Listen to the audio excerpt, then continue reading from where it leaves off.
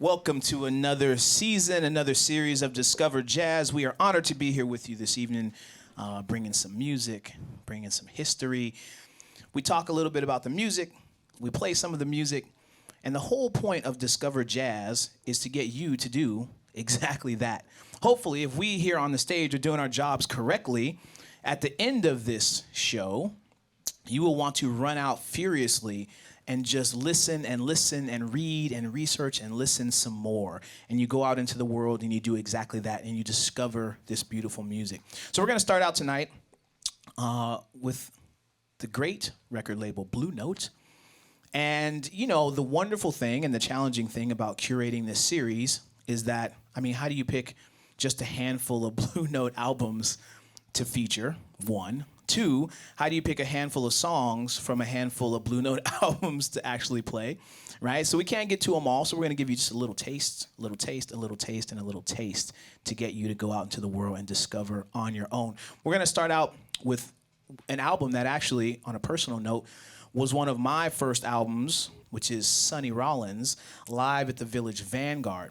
And I picked up this album, I don't know, 16 or 17 years old, Amoeba Records in Berkeley, and just had my head blown off, right? Here's this amazing saxophone playing, no piano, right? Drums and bass just killing it and swinging. It was so good and changed my whole perspective on what jazz, quote unquote, could be and what it could sound like and what the boundaries of it were and how you could, you know, sort of take it and ebb and flow and move throughout the music and create these other sounds with limited amount of instruments.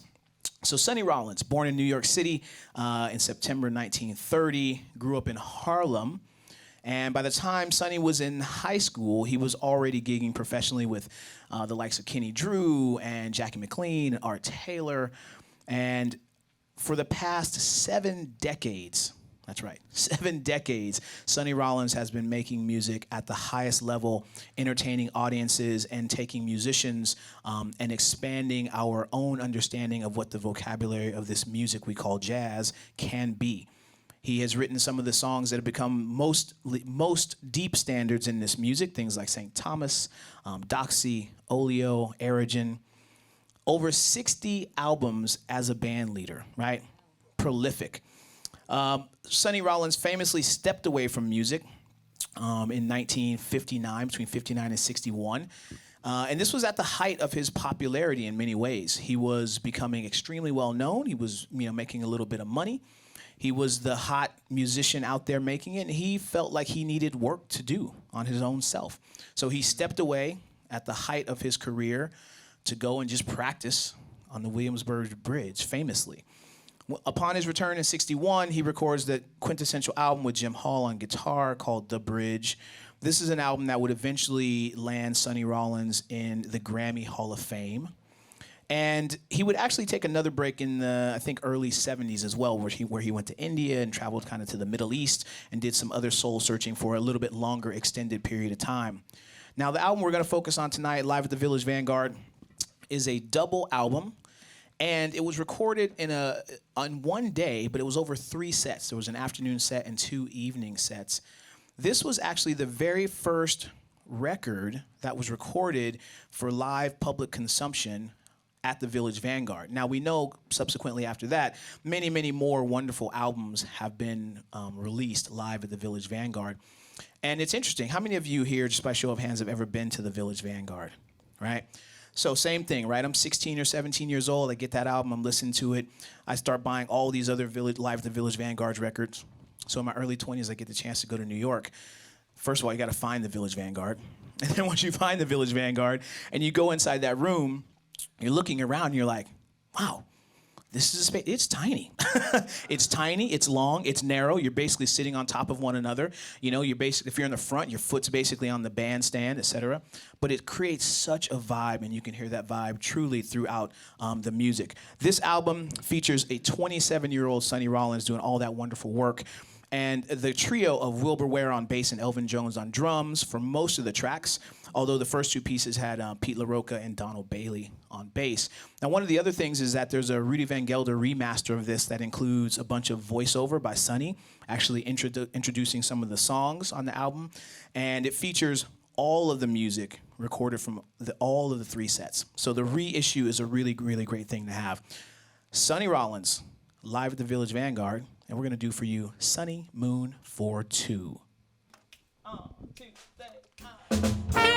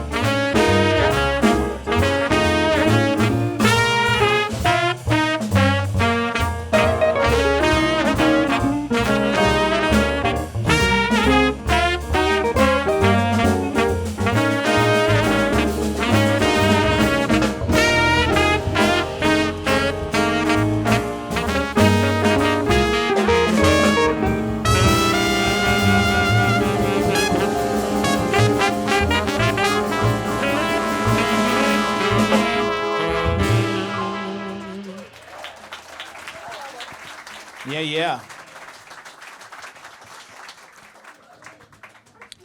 Yes, yes, yes. And with that round of applause, please keep it going.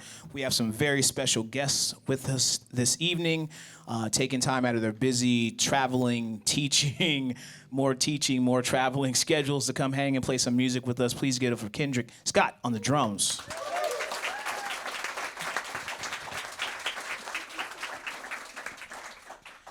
Matt Brewer on the bass.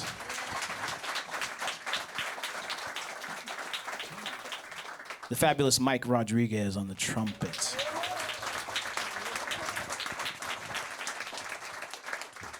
A person I consider a friend, a person I consider a mentor, truly one of the greats in this business, personality and performance-wise. Chris Strom on the tenor saxophone.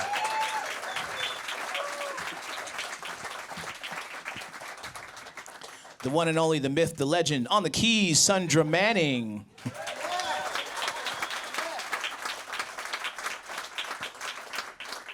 All right, we're gonna keep things rolling along for you. The next album we're gonna feature is Art Blakey. The album is Moanin', and Art Blakey was born in Pittsburgh, Pennsylvania, 1919. Like a Duke Ellington, he's one of those rare band leaders who was able to always continually assemble these fantastic young up-and-coming musicians in his band. He tended to have musicians in his band who were not only great players, but who were tremendous arrangers and composers as well, as is shown by the 35-year plus history of the Jazz Messengers. If you know that group at all, some of the most amazing and talented names in jazz came through those bands: Wayne Shorter, Benny Golson, Donald Byrd, Freddie Hubbard, the Marsalis brothers, and on and on and on. Huh? Hank Mobley? Hank Mobley. Oh, yeah, we keep going. We can keep going, right? Yeah, Wayne, everybody, right? So it was a rare and unique group. And for those of you that know, in the beginning, the Jazz Messengers was actually started by Horace Silver, pianist Horace Silver. It was his group. It was led by him. And when Horace decided in the mid-'50s to kind of branch off on his own and do some other projects, he turned the name and the band over to Art Blakey, and sort of off they went. In his early career, Art Blakey played with some of the greats, Fletcher Henderson, Billy Eckstine, but was soon, kind of pulled toward the world of bebop. And in that world, a world of Thelonious Monk and Dizzy Gillespie and Charlie Parker and others, he found not only great success, but a tremendous vehicle for expression. This particular band, right, and this particular album features some of the tremendous, tremendous composers. The pianist on this record, Bobby Timmons, if you just go and listen to, take a Saturday. No, better yet, take a Sunday. You know what I'm talking about. Take a Sunday morning and just Apple Music, Spotify, wherever, and just listen to Bobby Timmons. Your life will be forever changed and for the better. Tremendous writer. Another great writer in that band, Benny Golson, one of the true great jazz composers, not only of that particular era, but of any era at all. Now, this record was originally released titled Art Blakey and the Jazz Messengers. And they sent out their sort of first pressings of the album.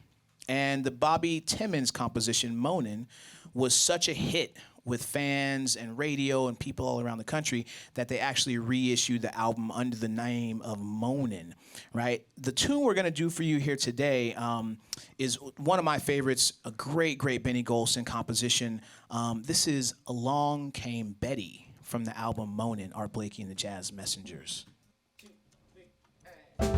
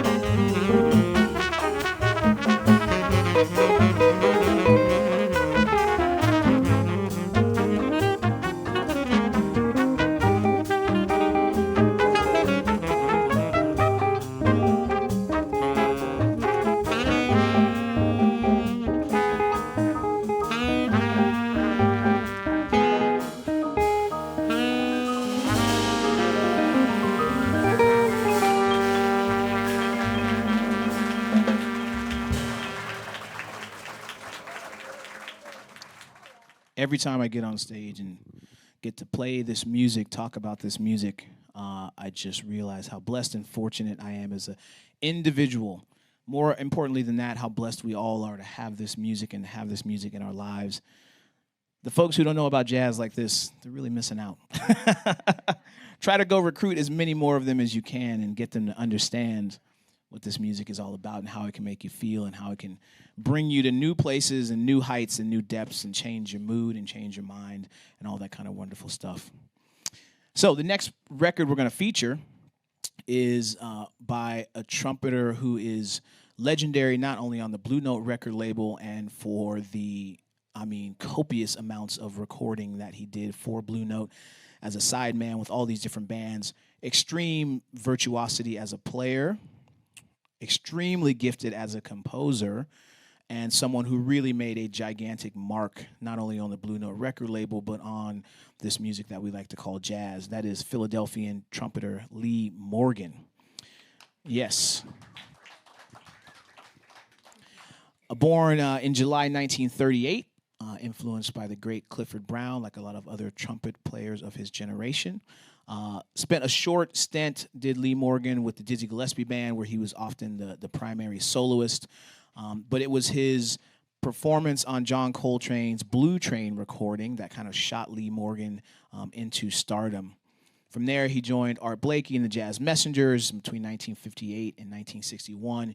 He appeared on and provided such great playing for all of those tremendous Jazz Messenger records during that time.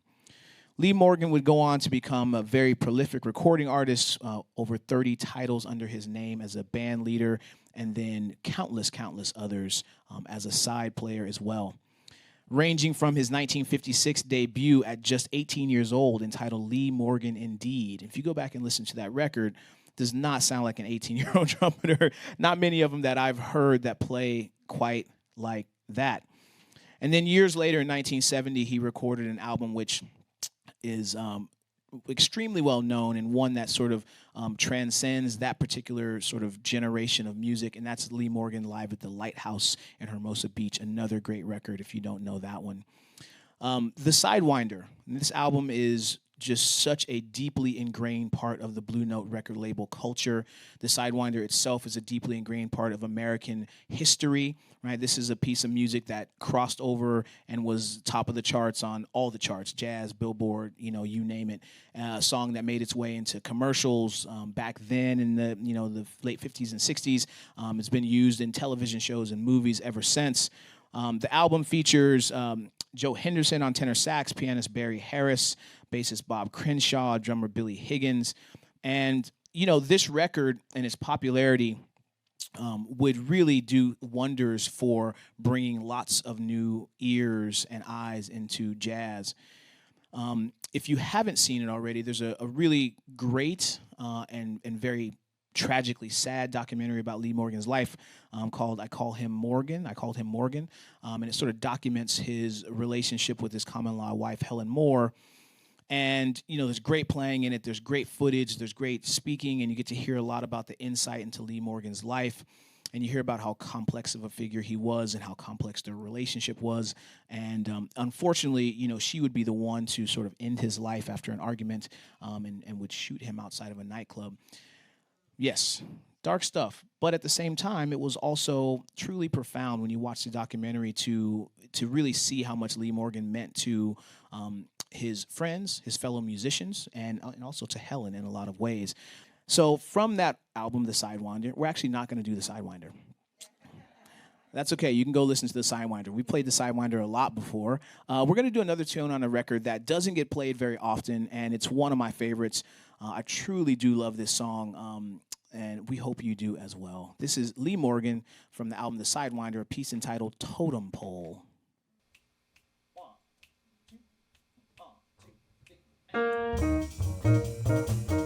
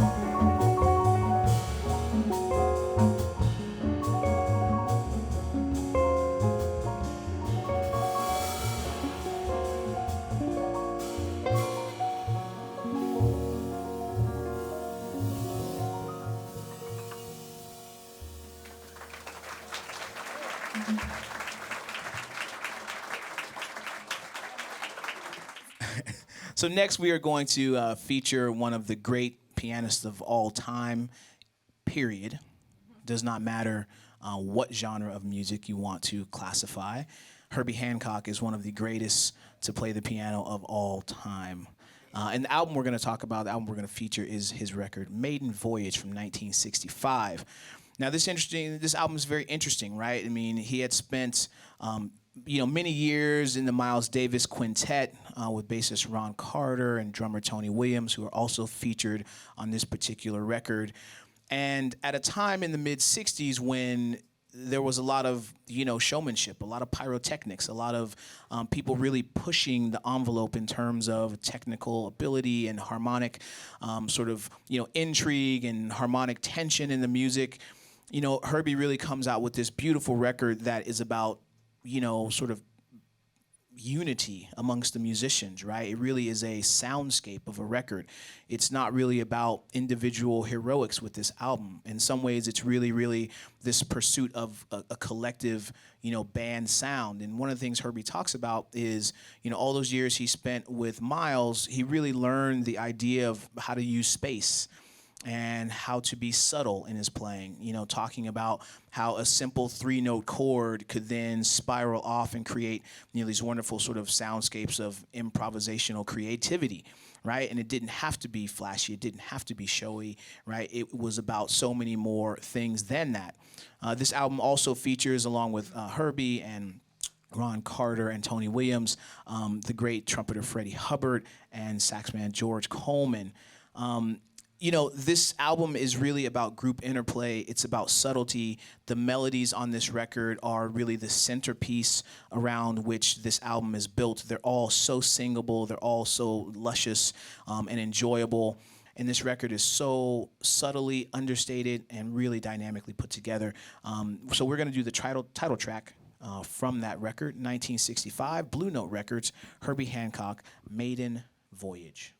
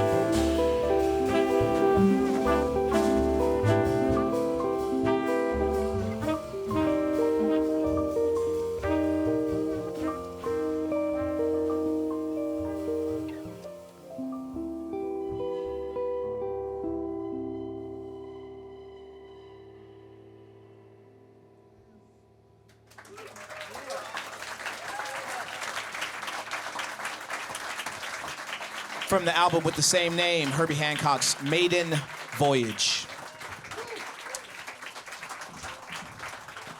We have made it to our last piece for the evening.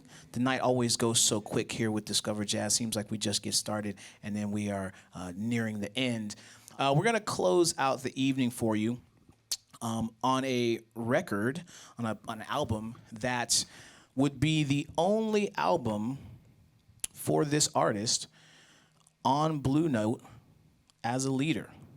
That's the great John Coltrane. One album for Blue Note, and it happened to be one of the greatest jazz albums of all time. So what are you going to say about that? Born in North Carolina in 1926, Coltrane, started out kind of on the blues scene, played in the Navy. If you haven't heard, there's some great recordings out there of like probably 19 or 20-something-year-old Coltrane playing alto. Yeah, it's very interesting. There's some stuff out there that you can hear. Eventually, he makes his way into the Miles Davis Band in the mid-'50s alongside Red Garland and Paul Chambers, Philly Joe Jones. He performed with Monk on the great 5-spot cafe dates. And then, of course, would play on Miles Davis' Kind of Blue, considered one of the most important records in jazz history and certainly one of the best-selling, still one of the best-selling jazz records of all time.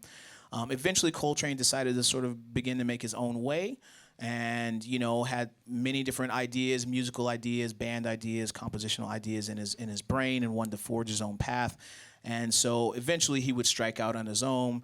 And we know he would go on to record some of, the greatest records this genre has to offer, things like Giant Steps, and of course 1964's A Love Supreme. This particular record features Lee Morgan, Curtis Fuller on trombone, Kenny Drew, Paul Chambers, Philly Joe Jones, and Coltrane, who by this time was playing a little bit of soprano here and there on records, plays tenor for pretty much exclusively this entire record, and also would have 4 original compositions on this album and a couple of great standards. The piece that I chose is interesting because, there's some, maybe some others that seem more, more likely. But I really like this tune. I like the harmony. I like the uniqueness of it. And to me, it sounds very much like John Coltrane and the essence of Blue Note Records at that point in time. So we're going to finish up for you tonight from the album Blue Train, composition by John Coltrane entitled Lazy Bird.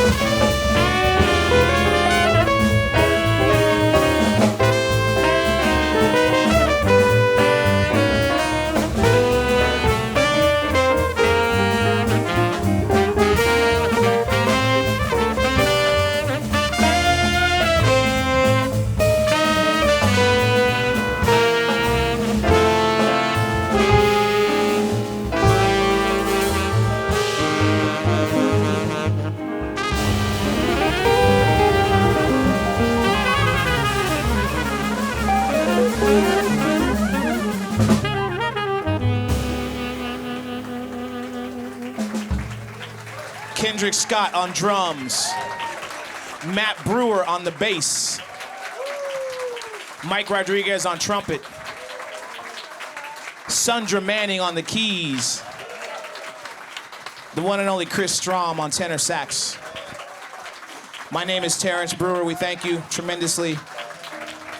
We appreciate you all kindly. Have a fantastic rest of your evening. We hope we get the chance to see you at a show sometime soon. Thank you, everyone. Have a great night.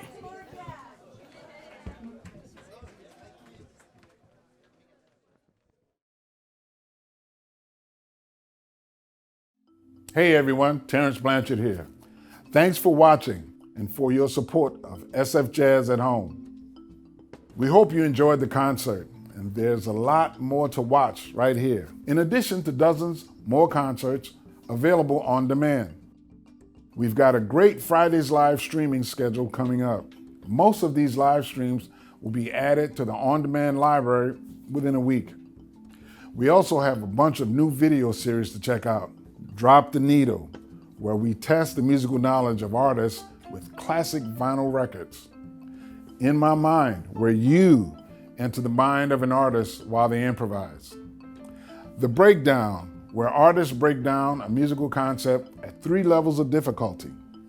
And Family Matinees, where the Bay Area's best musicians give kid-friendly concerts with a Q&A. Last note, if you dig the SFJAZZ at Home experience, tell your people. Our mission is to bring this music to as many folks as possible all around the world. Again, thanks for your support, and stay tuned.